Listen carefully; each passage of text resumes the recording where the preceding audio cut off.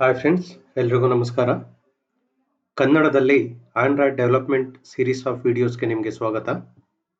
ಇವತ್ತಿನ ಈ ಸಂಚಿಕೆಯಲ್ಲಿ ನಾವು ಇಂಪಾರ್ಟೆಂಟ್ ಆ್ಯಪ್ ಕಾಂಪೊನೆಂಟ್ಸ್ ಅಂದರೆ ಒಂದು ಅಪ್ಲಿಕೇಶನ್ನ ಇಂಪಾರ್ಟೆಂಟ್ ಕಾಂಪೊನೆಂಟ್ಸ್ ಅಥವಾ ಫಂಡಮೆಂಟಲ್ ಕಾಂಪೊನೆಂಟ್ಸ್ ಯಾವುದಾದ್ರು ಅಂತ ನೋಡೋಣ. ಬಿಕಾಸ್ ಈ ಪರ್ಟಿಕ್ಯುಲರ್ ಕಾಂಪೊನೆಂಟ್ಸೇನೆ ನೀವು ಎಂಟೈರ್ ನಿಮ್ಮ ಆಂಡ್ರಾಯ್ಡ್ ಜರ್ನಿಲಿ ಯೂಸ್ ಮಾಡ್ತಾ ಹೋಗ್ತೀರಾ. ಬಿಕಾಸ್ ಒಂದು ಅಪ್ಲಿಕೇಶನ್ ಕಾಂಪೊನೆಂಟು ನಿಮಗೆ ಫಂಡಮೆಂಟಲ್ಸ್ ಆಗಿ ವರ್ಕ್ ಆಗುತ್ತೆ. ಸೊ ಅದನ್ನ ಇವತ್ತಿನ ಸಂಚಿಕೆಯಲ್ಲಿ ನಾವು ಅರ್ಥ ಮಾಡ್ಕೊಳ್ಳೋಣ.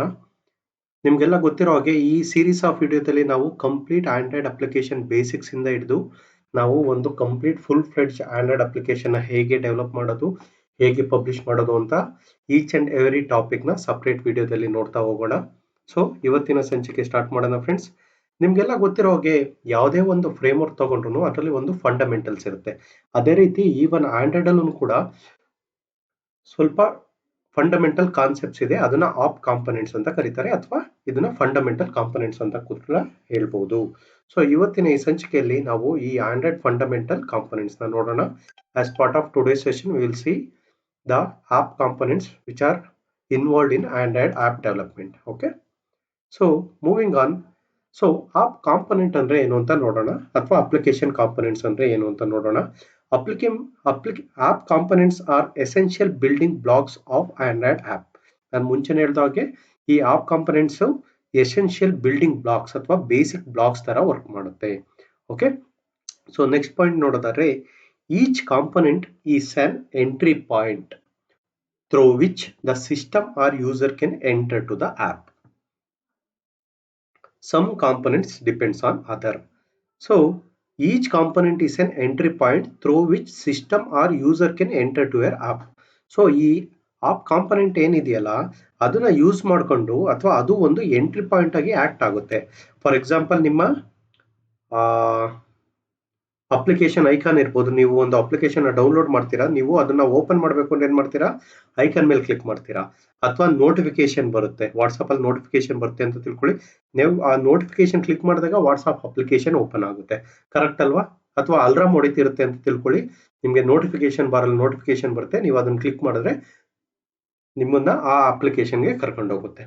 ಗೊತ್ತಾಯ್ತಲ್ಲ?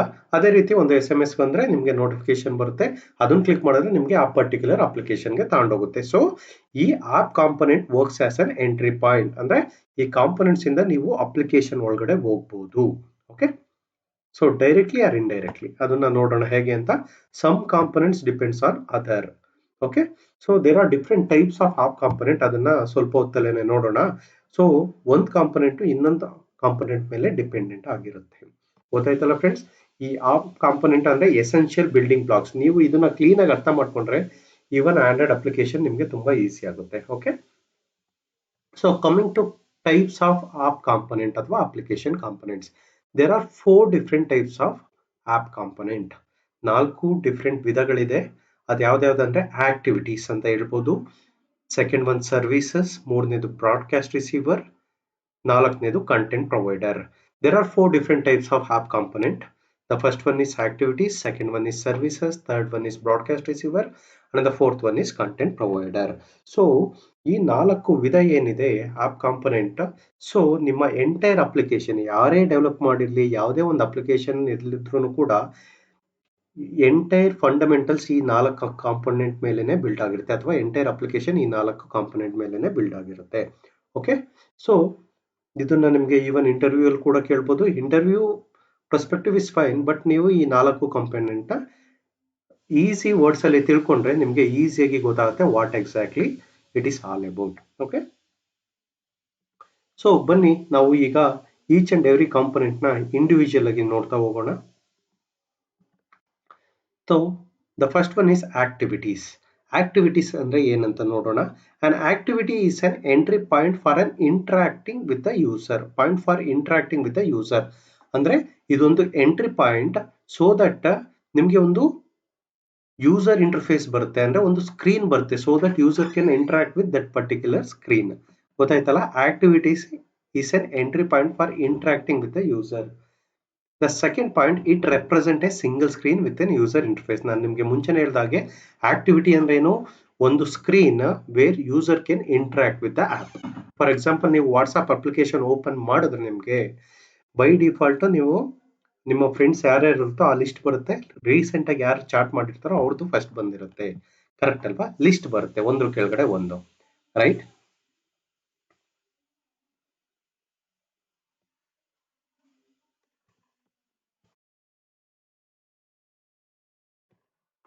ಅದೇ ರೀತಿ ನೀವು ನಿಮ್ಮ ಎಕ್ಸಾಂಪಲ್ ನೋಡೋದಾದ್ರೆ ಇಮೇಲ್ ಅಪ್ಲಿಕೇಶನ್. ಫಾರ್ ಎಕ್ಸಾಂಪಲ್, ನಿಮ್ಮ ಹತ್ರ ಜಿಮೇಲ್ ಅಪ್ಲಿಕೇಶನ್ ಇದೆ ಅಂತ ತಿಳ್ಕೊಳ್ಳಿ. ಆ ಅಪ್ಲಿಕೇಶನ್ ಓಪನ್ ಮಾಡಿದ ತಕ್ಷಣ ನಿಮ್ಗೆ ಏನ್ ಕಾಣಿಸುತ್ತೆ? ಲಿಸ್ಟ್ ಆಫ್ ಮೇಲ್ಸ್ ಕಾಣಿಸುತ್ತೆ, ಒನ್ ಬೈ ಒನ್. ಕರೆಕ್ಟ್ ಅಲ್ವಾ? So an email app might have one activity that show list of new emails. Correct ಅಲ್ಲ? ಜಿಮೇಲ್ ಓಪನ್ ಮಾಡಿದ ತಕ್ಷಣ ನಿಮಗೆ ಲಿಸ್ಟ್ ಆಫ್ ನ್ಯೂ ಇಮೇಲ್ ಬರುತ್ತೆ. ಅದು ಒಂದು ಸ್ಕ್ರೀನ್. ಆ ಸ್ಕ್ರೀನ್ ನ ನಾವೇನಂತ ಕರಿತೀವಿ? ಆಕ್ಟಿವಿಟಿ ಅಂತ ಕರಿತೀವಿ. Another activity to compose an email. For example, ನೀವು ಇಮೇಲ್ ಕಂಪೋಸ್ ಬಟನ್ ಕ್ಲಿಕ್ ಮಾಡಿದ್ರೆ ನಿಮ್ಗೆ ಇನ್ನೊಂದು ಸ್ಕ್ರೀನ್ ಬರುತ್ತೆ, ವೇರಿನ್ ನೀವು ಟು ಯಾರ್ಗೆ, ಸಬ್ಜೆಕ್ಟ್ ಯಾರ್ಗೆ, ಸಿ ಯಾರ್ಗೆ ಮತ್ತೆ ಇಮೇಲ್ ಬಾಡಿನ ಟೈಪ್ ಮಾಡ್ಬೋದು. ಅದು ಒಂದು ಸಪ್ರೇಟ್ ಆಕ್ಟಿವಿಟಿ, ಅದಕ್ಕೇನೆ ಇಟ್ಸ್ ಓನ್ ಸ್ಕ್ರೀನ್ ಅಸೋಸಿಯೇಟ್ ಆಗಿರುತ್ತೆ. ಗೊತ್ತಾಯ್ತಲ್ಲ?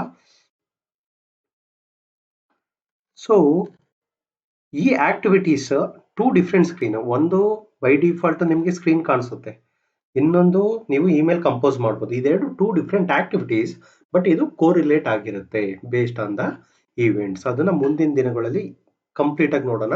ಇನ್ನು ಯೂಸ್ಫುಲ್ ಎಕ್ಸಾಂಪಲ್ ಅನ್ನೋದಾದ್ರೆ, ಫಾರ್ ಎಕ್ಸಾಂಪಲ್ ನೀವು ನೋಡ್ಬೋದು, ನಮ್ದು ಜ್ಞಾನ ಭಂಡಾರ ಅಂತ ಈವನ್ GK ಅಪ್ಲಿಕೇಶನ್ ಇದೆ, ಈವನ್ KPSC ಕರ್ನಾಟಕ ಅಂತ ಅಪ್ಲಿಕೇಶನ್ ಇದೆ. ಅದರಲ್ಲಿ ನಿಮಗೆ ಇಂಪಾರ್ಟೆಂಟ್ ಕರೆಂಟ್ ಅಫೇರ್ಸ್ ಮತ್ತೆ ಮಲ್ಟಿಪಲ್ ಚಾಯ್ಸ್ ಕ್ವಶನ್ಸ್ ಇದೆ. ನೀವು ಇಲ್ಲಿ ನೋಡ್ಬೋದು ನಮ್ಮ ಅಪ್ಲಿಕೇಶನ್ ಇನಿಷಿಯಲ್ ಸ್ಕ್ರೀನ್ ಇದು. ಓಕೆ, ಜ್ಞಾನ ಭಂಡಾರ ಅಪ್ಲಿಕೇಶನ್ ಇನಿಷಿಯಲ್ ಸ್ಕ್ರೀನ್ ನೀವಿಲ್ಲಿ ನೋಡ್ಬೋದು. ಓದಿರಿ ಅಂತ ಇದೆ, ಇದೊಂದು ಬಟನ್, ಇದೊಂದು ಸ್ಕ್ರೀನ್. ಈ ಸ್ಕ್ರೀನ್ ನ ಆಕ್ಟಿವಿಟಿ ಅಂತ ಕರಿತೀವಿ. ಗೊತ್ತಾಯ್ತಲ್ಲ? ಸೊ ಈಗ ಓದಿರಿ ಅಂತ ಬಟನ್ ಕ್ಲಿಕ್ ಮಾಡಿದ್ರೆ ಅದು ಒಳಗಡೆ ಹೋದಾಗ ನಿಮ್ಗೆ ಲಿಸ್ಟ್ ಆಫ್ ಸಬ್ಜೆಕ್ಟ್ ತೋರಿಸುತ್ತೆ, ಅದು ಒಂದು ಇನ್ನೊಂದು ಆಕ್ಟಿವಿಟಿ. ಗೊತ್ತಾಯ್ತಲ್ಲ? ಈಚ್ ಅಂಡ್ ಎವ್ರಿ ಸ್ಕ್ರೀನ್ ಬಂದ್ಬಿಟ್ಟು ಒಂದು ಆಕ್ಟಿವಿಟಿ. ಓಕೆ, ಸೊ ಹೋಪ್ಫುಲಿ ನಿಮಗೆ ಆಕ್ಟಿವಿಟಿ ಬಗ್ಗೆ ಅರ್ಥ ಆಯ್ತು ಅನ್ಕೋತೀನಿ. ಮುಂದಿನ ದಿನಗಳಲ್ಲಿ ನಾನು ಡೆಡಿಕೇಟೆಡ್ ವಿಡಿಯೋ ಮಾಡ್ತೀನಿ ಈಚ್ ಅಂಡ್ ಎವ್ರಿ ಕಾನ್ಸೆಪ್ಟ್ ಬಗ್ಗೆ. So let us move on. So ನಾವು ಇವಾಗ ಸರ್ವಿಸ್ ಏನಂದ್ರೆ ಏನು ಅಂತ ನೋಡೋಣ. ಇದು also one of the important fundamental component ಅಂತ ಹೇಳ್ಬೋದು. Service is general purpose entry point for keeping an app running in the background for all kinds of the reason. ಅಂದ್ರೆ ನಿಮ್ಮ ಅಪ್ಲಿಕೇಶನ್ ಬ್ಯಾಕ್ ಗ್ರೌಂಡ್ ಅಲ್ಲಿ run ಆಗೋದಕ್ಕೆ use ಮಾಡುವಂತ component ಯಾವುದು? Service. Okay, so next point ನೋಡೋದಾದ್ರೆ, it's a component that runs in a background to perform long running operation or to perform work for remote process. Second point ಏನ್ ಹೇಳುತ್ತೆ? ಈ service use ಮಾಡಿಕೊಂಡು ನೀವು long running process ನ background ಅಲ್ಲಿ run ಮಾಡಬಹುದು. ಗೊತ್ತಾಯ್ತಲ್ಲ? ರಸ್ ಆಕ್ಟಿವಿಟಿನ ನೀವು ಫೋರ್ ಗ್ರೌಂಡ್ ಅಲ್ಲೇ ರನ್ ಮಾಡಬೇಕು. ಆಕ್ಟಿವಿಟಿ ಅಂದ್ರೆ ಸ್ಕ್ರೀನ್ ಅಸೋಸಿಯೇಟ್ ಆಗಿರುತ್ತೆ, ನೀವು ಯೂಸರ್ಗೆ ಕಾಣಿಸ್ತಿರ್ಬೇಕು ಅದು ಆಕ್ಟಿವಿಟೀಸ್ ಅಂದ್ರೆ. ಬೇರೆ ಸರ್ವಿಸ್ ಅಂದ್ರೆ ನಿಮ್ಮ ಅಪ್ಲಿಕೇಶನ್ ಬ್ಯಾಕ್ ಗ್ರೌಂಡ್ ಅಲ್ಲಿ ರನ್ ಆಗಬೇಕು, ಬ್ಯಾಕ್ ಗ್ರೌಂಡ್ ನಲ್ಲಿ ಡೇಟಾ ಫೆಚ್ ಆಗಬೇಕು ಅಂತ ತಿಳ್ಕೊಳ್ಳಿ. ಬ್ಯಾಕ್ ಗ್ರೌಂಡ್ ಅಲ್ಲಿ ನಿಮ್ಮ ವಾಟ್ಸ್ಆಪ್ ಚೆಕ್ ಮಾಡ್ತಿರುತ್ತೆ, ಮೆಸೇಜ್ ಬರ್ತಿದ್ಯಾ, ಮೆಸೇಜ್ ಬಂತ ಅಂತ. ಅದು ಬ್ಯಾಕ್ ಗ್ರೌಂಡ್ ಅಲ್ಲಿ ನಿಮ್ಮ ಅಪ್ಲಿಕೇಶನ್ ರನ್ ಆಗ್ತಿದೆ, ಅದು services. So A service does not provide an user interface. ಅಂದ್ರೆ ಆಕ್ಟಿವಿಟಿಗೆ ಯೂಸರ್ ಇಂಟರ್ಫೇಸ್ ಇರುತ್ತೆ, ಸ್ಕ್ರೀನ್ ಇರುತ್ತೆ. ಸರ್ವಿಸ್ಗೆ ಯೂಸರ್ ಇಂಟರ್ಫೇಸ್ ಇರಲ್ಲ. ಸೊ ಸರ್ವಿಸ್ ಬ್ಯಾಕ್ ಗ್ರೌಂಡ್ ಅಲ್ಲಿ ರನ್ ಆಗ್ತಿರುತ್ತೆ. Okay, so for example A music player ಕೂಡ ಒಂದು ಸರ್ವಿಸ್ಗೆ ಎಕ್ಸಾಂಪಲ್. ಫಾರ್ ಎಕ್ಸಾಂಪಲ್, ನೀವು ಗೂಗಲ್ ಮ್ಯೂಸಿಕ್ ಅಪ್ಲಿಕೇಶನ್ ಓಪನ್ ಮಾಡ್ತೀರಾ, ಅಥವಾ ಪ್ಲೇ ಮ್ಯೂಸಿಕ್ ಅಪ್ಲಿಕೇಶನ್ ಓಪನ್ ಮಾಡ್ತೀರಾ, ಅಥವಾ ಅಮೆಝಾನ್ ಮ್ಯೂಸಿಕ್ ಅಪ್ಲಿಕೇಶನ್ ಓಪನ್ ಮಾಡ್ತೀರಾ, ಒಂದು ಮ್ಯೂಸಿಕ್ ಪ್ಲೇ ಮಾಡ್ತೀರಾ, ಒಂದು ಸಾಂಗ್ ಪ್ಲೇ ಮಾಡ್ತೀರಾ, ಮಿನಿಮೈಸ್ ಮಾಡಿದ್ರು ಮ್ಯೂಸಿಕ್ ರನ್ ಆಗ್ತಿರುತ್ತೆ. So music player app a service that might play music in the background while user is in different app. ಅಂದ್ರೆ ನೀವು music ನ ಪ್ಲೇ ಮಾಡ್ಕೊಂಡು ನೀವು ವಾಟ್ಸಪ್ ಅಲ್ಲಿ ನಿಮ್ಮ ಫ್ರೆಂಡ್ಸ್ ಜೊತೆ ಚಾಟ್ ಮಾಡ್ಬೋದು, ಅದು ಬ್ಯಾಕ್ ಗ್ರೌಂಡ್ ಅಲ್ಲಿ ರನ್ ಆಗ್ತಿರುತ್ತೆ. ಅದೇ ರೀತಿ back ground data download. For example, ನೀವು ಯಾವುದೇ ಒಂದು, for example general knowledge application ಅಂತಾನೆ ತಿಳ್ಕೊಳ್ಳಿ, ಅಥವಾ ನೀವು ಯಾವುದೇ ಒಂದು ಅಪ್ಲಿಕೇಶನ್ ಅಲ್ಲಿ ಯೂಸ್ ಡೇಟಾ ಡೌನ್ಲೋಡ್ ಆಗ್ತಿದೆ, obviously it will tell data download ಆಗ್ತಿದೆ, ಪ್ಲೀಸ್ ವೇಟ್ ಅಂತ ಅನ್ನತ್ತೆ. ಬ್ಯಾಕ್ ಗ್ರೌಂಡ್ ಅಲ್ಲಿ ನಿಮಗೆ ಡೇಟಾ ಡೌನ್ಲೋಡ್ ಆಗ್ತಿರುತ್ತೆ. ಕರೆಕ್ಟ್ ಅಲ್ಲ? ಸೊ ಇದು ಸರ್ವಿಸಸ್ಗೆ ಎಕ್ಸಾಂಪಲ್. ಹೋಪ್ಫುಲಿ ನಿಮಗೆ ಸರ್ವಿಸ್ ಬಗ್ಗೆ ಒಂದು ಐಡಿಯಾ ಸಿಕ್ತು ಅಂತ ಅನ್ಕೋತೀನಿ. ಸೊ ಬನ್ನಿ ಮುಂದಿನ ಕಾಂಪೊನೆಂಟ್ ನೋಡೋಣ. The next component is broadcast receiver. So ಮುಂದಿನ ಕಾಂಪೊನೆಂಟ್ ಯಾವುದು? Broadcast receiver. As the name indicate, it will identify the event associated with broadcasting and receiving. ಅಂದ್ರೆ ಕಳಿಸೋದು ಮತ್ತೆ ರಿಸೀವ್ ಆಗೋದ್ರು ರಿಲೇಟೆಡ್ ಅಂತ. ಸೊ ಫಸ್ಟ್ ಪಾಯಿಂಟ್ ನೋಡೋದಾದ್ರೆ, A broadcast receiver is N component that enable the system to deliver event to an app outside of regular user flow. Okay, ಹಂಗಂದ್ರೇನು? A broadcast receiver is a component that enable the system to deliver event to an app outside of regular user flow. ಅಂದ್ರೆ user interaction ಇಲ್ದಲೇನೆ ಯಾವುದೇ ಒಂದು flow ಇರುತ್ತಲ್ಲ, ಅದು ಆ event ನ ನಿಮ್ಮ application ಕೊಡುತ್ತೆ ಅಥವಾ ಆ ಈವೆಂಟ್ ನ ನಿಮ್ಮ ಅಪ್ಲಿಕೇಶನ್ ಇಂದ ತಗೊಳುತ್ತೆ. ಅದನ್ನ ಬ್ರಾಡ್ಕಾಸ್ಟ್ ರಿಸೀವರ್ ಅಂತ ಕರೀತಾರೆ. So allowing the app to respond to the system wide broadcast announcement. ಯಾವುದೇ ಒಂದು ಈವೆಂಟ್ ಅಕ್ಕರಾದ್ರೆ ಆ ಈವೆಂಟ್ ನಿಮ್ಮ ಪರ್ಟಿಕ್ಯುಲರ್ ಅಪ್ಲಿಕೇಶನ್ಗೆ ಅಸೋಸಿಯೇಟ್ ಆಗಿದ್ರೆ ಅದು ನಿಮಗೆ ಈವೆಂಟ್ ನ ನಿಮಗೆ ಅನೌನ್ಸ್ಮೆಂಟ್ ನ ಕೊಡುತ್ತೆ ನಿಮ್ಮ ಅಪ್ಲಿಕೇಶನ್ಗೆ, ಸೊ ದಟ್ ನೀವು ಬರ್ದಿರೋ ಲಾಜಿಕ್ ಎಕ್ಸಿಕ್ಯೂಟ್ ಆಗುತ್ತೆ. ದ ನೆಕ್ಸ್ಟ್ ಪಾಯಿಂಟ್ ನೋಡೋದಾದ್ರೆ, the system can deliver broadcast events to an app that are not currently running. ಇದು ಒಂದು important topic, important item. Service background ಅಲ್ಲಿ ರನ್ ಆಗ್ತಲೇ ಇರುತ್ತೆ. ಬ್ರಾಡ್ಕಾಸ್ಟ್ ರಿಸೀವರ್ ನಿಮ್ಮ ಅಪ್ಲಿಕೇಶನ್ ಬ್ಯಾಕ್ ಗ್ರೌಂಡ್ ಅಲ್ಲಿ run ಆಗದಿರೋದ್ರೂ ಕೂಡ ಆ ಈವೆಂಟ್ ಆದ ತಕ್ಷಣ ನಿಮ್ಮ ಅಪ್ಲಿಕೇಶನ್ ನ ಟ್ರಿಗರ್ ಮಾಡುತ್ತೆ ಸಿಸ್ಟಮ್ ಈವೆಂಟ್. ಗೊತ್ತಾಯ್ತಲ್ಲ? For example, a broadcast announcing that the screen has turn off. So screen turn off ಆದ ತಕ್ಷಣ ನೀವು ಆ ಬಟನ್ ಸ್ಕ್ರೀನ್ ಟರ್ನ್ ಆಫ್ ಅಥವಾ ಬ್ಯಾಟ್ರಿ ಲೋ ಆದ ತಕ್ಷಣ ನಿಮಗೆ ಒಂದು ನೋಟಿಫಿಕೇಶನ್ ಬರುತ್ತೆ. ಕರೆಕ್ಟ್ ಅಲ್ವಾ? You want to switch on the battery saver mode ಅಂತ. ಅಥವಾ ಒಂದು ಪಿಕ್ಚರ್ ಕ್ಯಾಪ್ಚರ್ ಆದ ತಕ್ಷಣ ಅದು ಆಟೋಮೆಟಿಕ್ ಆಗಿ ಒಂದು ಸಿಸ್ಟಮ್ ವೈಡ್ ನೋಟಿಫಿಕೇಶನ್ ಜನರೇಟ್ ಮಾಡುತ್ತೆ. ಆಮೇಲೆ ನೀವು ಲಾಸ್ಟ್ ಪಾಯಿಂಟ್ ನೋಡೋದಾದ್ರೆ, they may create a status bar notification to alert user when a broadcast event occur. So broadcast background ಅಲ್ಲಿ ರನ್ ಆಗಲ್ಲ, ಆಕ್ಟಿವಿಟೀಸು ಫೋರ್ ಗ್ರೌಂಡ್ ಅಲ್ಲಿ ರನ್ ಆಗುತ್ತೆ, ಸರ್ವಿಸಸ್ ಬ್ಯಾಕ್ ಗ್ರೌಂಡ್ ಅಲ್ಲಿ run ಆಗ್ತಿರುತ್ತೆ. ಬ್ರಾಡ್ಕಾಸ್ಟ್ ರಿಸೀವರ್ ಏನಾರ event occur ಆದಾಗ ಇದು ನಿಮ್ಮ ಸ್ಟೇಟಸ್ ಬಾರ್ ಅಲ್ಲಿ ನೋಟಿಫಿಕೇಶನ್ ನ ಜನರೇಟ್ ಮಾಡಬಹುದು. ಫಾರ್ ಎಕ್ಸಾಂಪಲ್, ನೀವು ಇಲ್ಲಿ ನೋಡ್ಬೋದು, ಈಗ ಏನಾರ ಬ್ಯಾಟ್ರಿ ಲೋ ಅಂದ್ರೆ ನನಗೆ ಇಲ್ಲಿ ನೋಟಿಫಿಕೇಶನ್ ಬರುತ್ತೆ. ಕರೆಕ್ಟ್ ಅಲ್ಲ? ನನ್ನ ನೋಟಿಫಿಕೇಶನ್ ಬಾರ್ ಅಲ್ಲಿ. ಸೊ ಈ ಬ್ರಾಡ್ಕಾಸ್ಟ್ ರಿಸೀವರ್ ಅದನ್ನ ರೈಸ್ ಮಾಡುತ್ತೆ. ಸಿಸ್ಟಮ್ ವೈಡ್ ಅನೌನ್ಸ್ಮೆಂಟ್ ಅಂತ ಕೂಡ ಹೇಳ್ಬೋದು. So next and final component ನೋಡೋದಾದ್ರೆ content provider. So content provider is like a database ಅಂತ ಹೇಳ್ಬೋದು. ಬನ್ನಿ ಫಸ್ಟ್ ಪಾಯಿಂಟ್ ನೋಡೋಣ. A content provider manages a shared set of app data that can store in the file system. ಅಂದ್ರೆ ನಿಮ್ಮ file system ಅಲ್ಲಿ store ಆಗಿರೋ ಒಂದು application ಡೇಟಾನ ಈ ಕಂಟೆಂಟ್ ಪ್ರೊವೈಡರ್ ಮ್ಯಾನೇಜ್ ಮಾಡುತ್ತೆ in an SQL database. SQL database store ಆಗಿದ್ರು ಆಗಿರ್ಬೋದು ಅಥವಾ ಫೈಲ್ ಸಿಸ್ಟಮ್ ಸ್ಟೋರ್ ಆಗಿದ್ರು ಆಗಿರ್ಬೋದು. ಫೈಲ್ ಸಿಸ್ಟಮ್ ಅಂದ್ರೆ ಒಂದು ನೋಟ್ ಪ್ಯಾಡ್ ಫೈಲ್ ಅಲ್ಲಿ ಸ್ಟೋರ್ ಆಗಿರ್ಬೋದು ಡೇಟಾ, ಅಥವಾ on the web or on the persistent storage location of your app access that your app can access. ಅಂದ್ರೆ ಒಂದು ಅಪ್ಲಿಕೇಶನ್ ಡೇಟಾನ ಇನ್ನೊಂದು ಅಪ್ಲಿಕೇಶನ್ ಆಕ್ಸೆಸ್ ಮಾಡೋದಕ್ಕೆ, ರೀಡ್ ಮಾಡೋದಕ್ಕೆ ಅಥವಾ ರೈಟ್ ಮಾಡೋದಕ್ಕೆ ಈ ಕಂಟೆಂಟ್ ಪ್ರೊವೈಡರ್ ಹೆಲ್ಪ್ ಮಾಡುತ್ತೆ. ಸೊ ಸೆಕೆಂಡ್ ಪ್ರೊವೈಡರ್ ನೋಡೋದಾದ್ರೆ, ಸೆಕೆಂಡ್ ಪಾಯಿಂಟ್ ನೋಡೋದಾದ್ರೆ, though the content provider through the content provider, other apps can query or modify the data if the content provider allows it.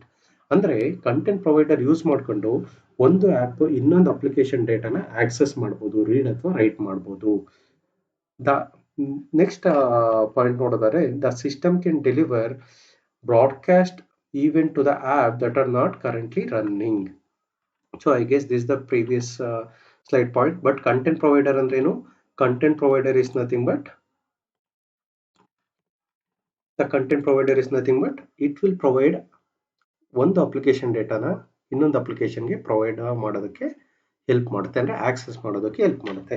Example, the system provide content provider that manages user contact information. Simple example ಹೇಳೋದಾದ್ರೆ, ನಿಮ್ಮ ಹತ್ರ phone pay ಇರುತ್ತೆ ಅಂತ ತಿಳ್ಕೊಳ್ಳಿ. Phone pay ಅನ್ನೋದು ಒಂದು application.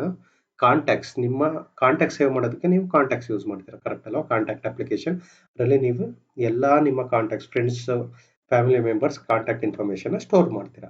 But ನೀವು phone pay application download ಮಾಡ್ತೀರಾ. ನೀವು ಫೋನ್ ಪೇ ಅಪ್ಲಿಕೇಶನ್ ಇಂದ ಯಾರಿಗೋ ಒಬ್ಬರಿಗೆ ರೀಚಾರ್ಜ್ ಮಾಡೋದಾದ್ರೆ, ನೀವು ರೀಚಾರ್ಜ್ ಬಟನ್ ಕ್ಲಿಕ್ ಮಾಡೋದಾದ್ಮೇಲೆ ಯು ಕ್ಯಾನ್ ಆಕ್ಸೆಸ್ ನಿಮ್ಮ ಮೊಬೈಲ್ ಅಲ್ಲಿ ಸ್ಟೋರ್ ಆಗಿರೋ ಕಂಟೆಂಟ್, ಫೋನ್ ನಂಬರ್ಸ್ನ ಆಕ್ಸೆಸ್ ಮಾಡ್ಬೋದು. ಕರೆಕ್ಟ್ ಅಲ್ವಾ? ಸೊ ನಿಮ್ಮ ಫೋನ್ ಪೇಲಿ ಆ ಕಂಟೆಂಟ್ಸ್ ಇಲ್ಲ, ಈ ಕಾಂಟ್ಯಾಕ್ಟ್ಸ್ ಇನ್ಫಾರ್ಮೇಶನ್ ಇಲ್ಲ. ಆ ಕಾಂಟ್ಯಾಕ್ಟ್ಸ್ ಇನ್ಫಾರ್ಮೇಶನ್ ಯಾವ್ದ್ರಲ್ಲಿ ಇರೋದು? ಫೋನ್ ಅಪ್ಲಿಕೇಶನ್ ಅಥವಾ ನಿಮ್ಮ ಕಾಂಟ್ಯಾಕ್ಟ್ ಅಪ್ಲಿಕೇಶನ್ ಇರೋದು. ಬಟ್ ಈ ಕಾಂಟ್ಯಾಕ್ಟ್ಸ್ ಅಪ್ಲಿಕೇಶನ್ ಅಲ್ಲಿರೋ ಕಾಂಟ್ಯಾಕ್ಟ್ ನಂಬರ್ಸ್ನ ನಿಮ್ಮ ಫೋನ್ ಪೇ ಇಂದ ಆಕ್ಸೆಸ್ ಮಾಡೋದಕ್ಕೆ ಈ ಕಂಟೆಂಟ್ ಪ್ರೊವೈಡರ್ ಹೆಲ್ಪ್ ಮಾಡುತ್ತೆ. ಗೊತ್ತಾಯ್ತಲ್ಲ? ಅದೇ ರೀತಿ ನಿಮ್ಮ ಗೂಗಲ್ ಪೇ ಇರ್ಬೋದು, ಪೇಟಿಎಂ ಇರ್ಬೋದು, ಈವನ್ ವಾಟ್ಸಪ್ ಕೂಡ ಆಗಿರ್ಬೋದು. ಕಂಟೆಂಟ್ ಪ್ರೊವೈಡರ್ ಯೂಸ್ ಮಾಡಿಕೊಂಡು ಒಂದು ಅಪ್ಲಿಕೇಶನ್ ಕಂಟೆಂಟ್ ಅಂದರೆ ನಿಮ್ಮ ಕಾಂಟ್ಯಾಕ್ಟ್ ಇನ್ಫಾರ್ಮೇಷನ್ನ ಬೇರೆ ಅಪ್ಲಿಕೇಶನಿಂದ ಆಕ್ಸೆಸ್ ಮಾಡ್ತಿದ್ದೀರಾ. ಇದನ್ನು ಯಾವುದರಿಂದ ಆಕ್ಸೆಸ್ ಮಾಡೋದು? ಕಂಟೆಂಟ್ ಪ್ರೊವೈಡರಿಂದ ಆಕ್ಸೆಸ್ ಮಾಡ್ತಾರೆ. Okay, so content provider also useful for reading and writing a data that is private to your app. ಸೊ ಈ ನಿಮ್ಮ ಒಂದು ಡೇಟಾ ಪ್ರೈವೇಟ್ ಆಗಿದೆ ಒಂದು ಅಪ್ಲಿಕೇಶನ್ಗೆ ಕಂಟೆಂಟ್ ಪ್ರೊವೈಡರ್ ಏನಾರ ಎನೇಬಲ್ ಅಲೋ ಮಾಡಿದ್ರೆ ನೀವು ಬೇರೆ ಅಪ್ಲಿಕೇಶನಿಂದ ರೀಡ್ ಅಥವಾ ರೈಟ್ ಅಪ್ಲಿಕೇಶನ್ ಮಾಡ್ಬೋದು. ಫಾರ್ ಎಕ್ಸಾಂಪಲ್ ವಾಟ್ಸಪ್ಪಲ್ಲಿಂದ ನೀವು ನಿಮ್ಮ ಫ್ಯಾಮಿಲಿ ಮೆಂಬರ್ದು ಕಾಂಟ್ಯಾಕ್ಟ್ ಇನ್ಫಾರ್ಮೇಷನ್ನ ಬೇರೆಯವರಿಗೆ ಕಳಿಸ್ಬೋದು, ಆಕ್ಸೆಸ್ ಮಾಡ್ಬೋದು. ಗೊತ್ತಾಯ್ತಲ್ಲ? ಹೋಪ್ಫುಲಿ ನಿಮಗೆ ಈ ಪರ್ಟಿಕ್ಯುಲರ್ ವಿಡಿಯೋದಲ್ಲಿ ಕಂಟೆಂಟ್ ಪ್ರೊವೈಡರ್ ಬಗ್ಗೆ ಕಂಪ್ಲೀಟ್ ಇನ್ಫಾರ್ಮೇಷನ್ ಗೊತ್ತಾಯ್ತು ಅಂತ ಅನ್ಕೋತೀನಿ. So four major components. One is activities, ಅಂದರೆ ಸ್ಕ್ರೀನ್ ಯಾವ್ದಿರುತ್ತೋ ಅದು ಆಕ್ಟಿವಿಟೀಸ್. ಸರ್ವಿಸಸ್ ಅಂದರೆ ಸ್ಕ್ರೀನ್ ಇರಲ್ಲ ಬಟ್ ಬ್ಯಾಕ್ಗ್ರೌಂಡಲ್ಲಿ ರನ್ ಆಗ್ತಿರುತ್ತೆ. ಬ್ರಾಡ್ಕಾಸ್ಟ್ ರಿಸೀವರ್ ಬ್ಯಾಕ್ಗ್ರೌಂಡಲ್ಲೂ ರನ್ ಆಗಬೇಕು ಅಂತ ಇಲ್ಲ, ಅಪ್ಲಿಕೇಶನ್ ರನ್ ಆಗಲೇಬೇಕು ಅಂತ ನೆಸೆಸಿಟಿ ಇಲ್ಲ. ಆ ಈವೆಂಟ್ ಟ್ರಿಗರ್ ಆದ ತಕ್ಷಣ ನಿಮಗೆ ಅಪ್ಲಿಕೇಶನ್ ಓಪನ್ ಆಗೋ ಥರ ಮಾಡುತ್ತೆ. ಕಂಟೆಂಟ್ ಪ್ರೊವೈಡರು ಒಂದು ಅಪ್ಲಿಕೇಶನ್ ಕಂಟೆಂಟ್ನ ಇನ್ನೊಂದು ಅಪ್ಲಿಕೇಶನಿಂದ ರೀಡ್ ಅಥವಾ ರೈಟ್ ಮಾಡೋದಕ್ಕೆ ನೀವು ಈ ಕಂಟೆಂಟ್ ಪ್ರೊವೈಡರ್ನ ಯೂಸ್ ಮಾಡ್ತೀರಾ. ಹೋಪ್ಫುಲಿ ನಿಮಗೆ ಈ ವಿಡಿಯೋದಲ್ಲಿ ಆಂಡ್ರಾಯ್ಡ್ ಅಪ್ಲಿಕೇಶನ್ ಕಾಂಪೊನೆಂಟ್ಸ್ ಅಥವಾ ಆಂಡ್ರಾಯ್ಡ್ ಆ್ಯಪ್ ಕಾಂಪೊನೆಂಟ್ಸ್ ಬಗ್ಗೆ ಕಂಪ್ಲೀಟ್ ಇನ್ಫಾರ್ಮೇಷನ್ ಗೊತ್ತಾಯಿತು ಅನ್ಕೋತೀನಿ ಫ್ರೆಂಡ್ಸ್. ನಿಮಗೆ ಈ ವಿಡಿಯೋ ಇಷ್ಟ ಆಗಿದ್ದಲ್ಲಿ ಲೈಕ್ ಮಾಡಿ, ಶೇರ್ ಮಾಡಿ ಹಾಗೂ ನಮ್ಮ ಯೂಟ್ಯೂಬ್ ಚಾನಲ್ಗೆ ಸಬ್ಸ್ಕ್ರೈಬ್ ಆಗಿ. ಆಲ್ಸೋ ಮುಂದಿನ ದಿನಗಳಲ್ಲಿ ನಿಮಗೋಸ್ಕರ ನಾನು complete important topic related to Android and other ಏರಿಯಾಸ್ನ ಮಾಡಿ ನಿಮಗೋಸ್ಕರ ಅಪ್ಲೋಡ್ ಮಾಡ್ತೀನಿ. ನಿಮಗೆ ಯಾವ್ದಾರ ಟಾಪಿಕ್ ರಿಲೇಟೆಡ್ ವಿಡಿಯೋ ಬೇಕು ಅಂದರೆ ನನಗೆ ಈ ವಿಡಿಯೋ ಕಮೆಂಟ್ನಲ್ಲಿ ಕಮೆಂಟ್ ಮಾಡಿ ತಿಳಿಸಿ. ಸೊ ದಟ್ ನಾನು ನಿಮಗೋಸ್ಕರ ಈ ವಿಡಿಯೋ ಮಾಡಿ ಅಪ್ಲೋಡ್ ಮಾಡ್ತೀನಿ. Thank you so much friends. ಧನ್ಯವಾದಗಳು.